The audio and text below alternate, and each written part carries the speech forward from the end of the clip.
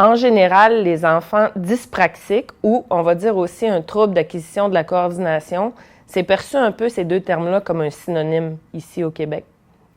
On va voir un enfant qui présente des retards moteurs à la maternelle, par exemple, ça va être des signes de dyspraxie.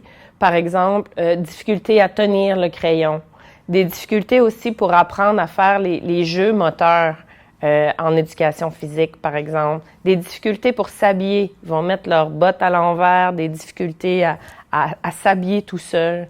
C'est des enfants qui vont être décrits comme extrêmement lents pour faire tout ce qui comporte des gestes et ils vont être souvent plus fatigables et plus mous. On va les voir un peu couler.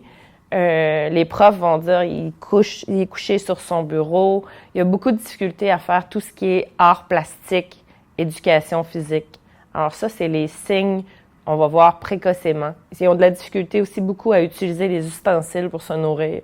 C'est des enfants qui vont être souvent tachés, qui vont manger avec leurs mains plus souvent qu'autrement.